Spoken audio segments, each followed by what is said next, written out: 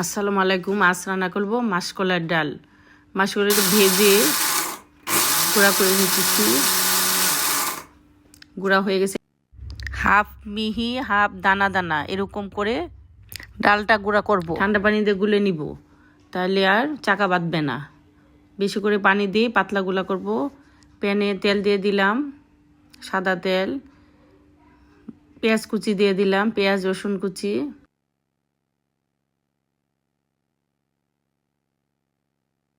হালকা ভাজা হলে 1 চামচ মেথি দিয়ে দিলাম।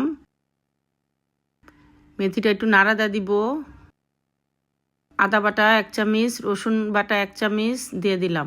পানি দিয়ে দিলাম।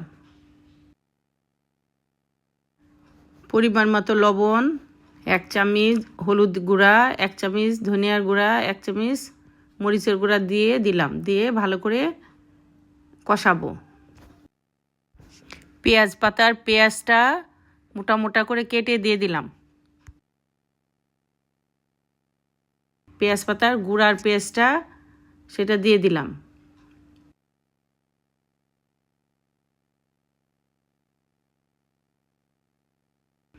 কাতল মাছের মাথাটা দিয়ে দিব।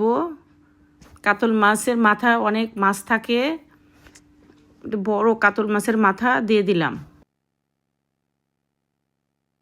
একটু পানি দিব, দিয়ে এটা ভালো করে কষাবো। ঢেকে দিব।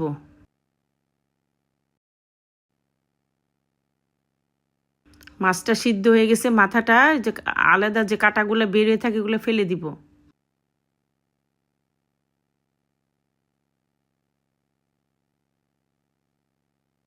এরকম বের হয়ে থাকলে এই কাঁটাগুলো আপনারা ফেলে দিবেন।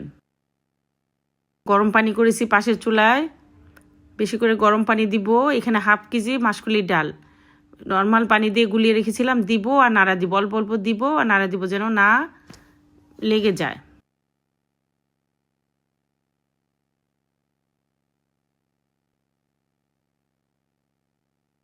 অল্প অল্প করে দিয়ে নাড়া দিব। এটা মাসকলির ডালটা আমি ভেজে ঠান্ডা পানিতে গুলে 10 মিনিট ভিজিয়ে রেখেছি। ভিজিয়ে রাখলে যে শক্ত মাসকলির ডালটা যে ভাজার পরে যে শক্ত হয় সেটা নরম হয়ে যায়। আর একটু পানি দিয়ে দিলাম, আর বেশিক্ষণ লাগে না। এগুলো সব গরম পানি ফুটিয়ে নিয়েছি। আর একটু লবণ দিয়ে দিলাম, একটু লবণ লাগবে। ঢেকে দিলাম। মাসকলির ডালটা সিদ্ধ হয়ে গেছে, কাঁচামরিচ দিয়ে দিলাম। পাক উঠে গেছে। আর হইলো পেঁয়াজের যে পেঁয়াজ পাতাটা দিয়ে দিলাম। আমরা মাসকলির ডালে পেঁয়াজ পাতা বেশি দিই।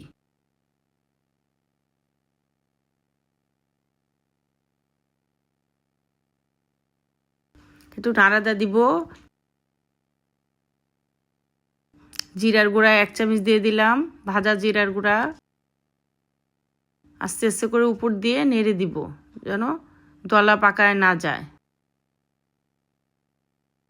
লবণটা দেখব, লবণ হয়ে গেছে। কাতল মাছ দিয়ে মাসকলির ডাল রান্না হয়ে গেছে। ধনিয়া পাতা দিয়ে দিব বেশি করে, একটু মোটা করে কেটে দিয়েছি।